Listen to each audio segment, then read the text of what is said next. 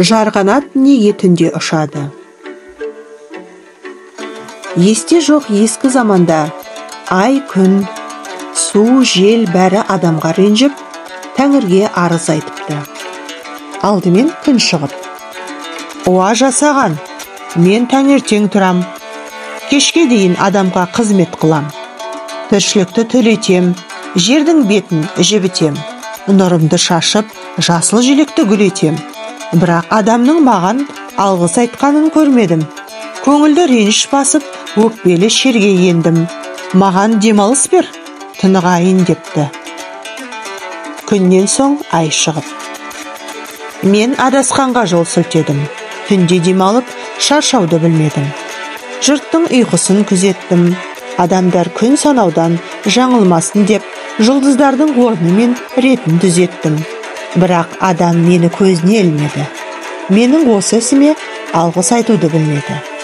Менде біраз тынығайын, демалыс бер» депті. Айдан соң толқындатып су келеді.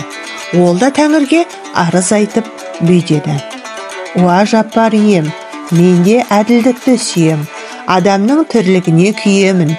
Ой қырын кезіп даланың дамыл көрмей ағамын. Жердің шаңын жуамын, елдің тәнін жуамын, сусаған шөлін басамын, сайдан сайға асамын. Бірақ адам осы ісіме алғыс айтпайды, осынысы көңіліме жақпайды. Рұқсат етсең, тынығайын» дейді. Содан соң өкпек жел келеді. Ол да адамды сөгіп желеді.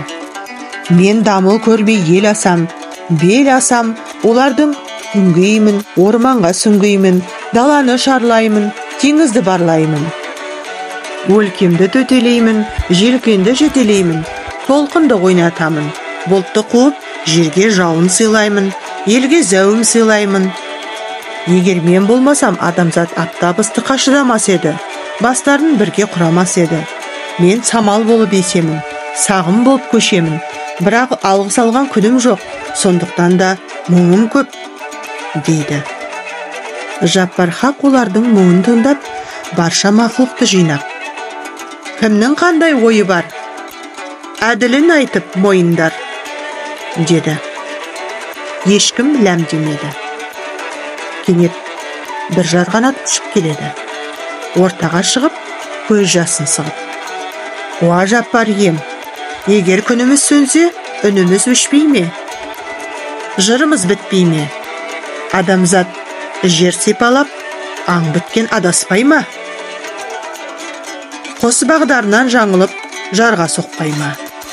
Гүл қуарып, жер суалмай ма? Ай батса ше, жыл мезгілінен адасып, теңіз ретсіз тасымай ма? Көл ретсіз көлікмей ме? Сапырлысқан тірлік орнап, саналы сәттен қол үзіп қалмаймыз ба? Су тартылса не болмақ? Бұлақтың сылдырынан айырылар едік.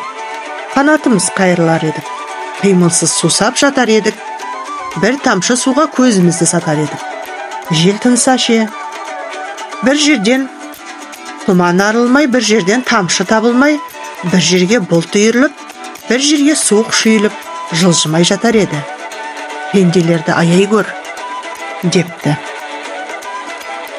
Жаратқанға жарғанаттың сөзі ұнап: «Ай, күн мен ай, жел мен су, баяғыдай қызмет етесің. Сендерді тірлікке тірет, адамға керек етіп жаратқам. Содан танбаңдар» депті.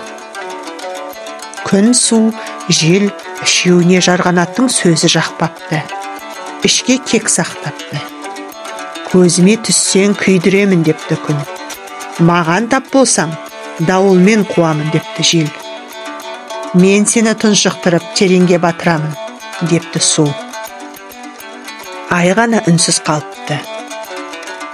Жарғанат қатты сасыпты. Қорқып құты қашыпты. Тәңірсі оған жаны ашып. Күн көрінбей көз байланған шақта, судан жырақта, жел кіре алмас тұрақта өмір сүресің. Аштан өлмес үшін қос емшек беремін. Бірінде сүт, бірінде су болады. Соны ішіп күнелтесің депті. Содан бастап жарғанат күннің көзіне түспей қараңғыда шығыпты. желден қашып үңгірмен қуыстарға бұғыпты. Суға жолаудан үмітін үзіпті. Осылайша жарғанат өзін құрбан етіп адамға жақсылық еткен екен.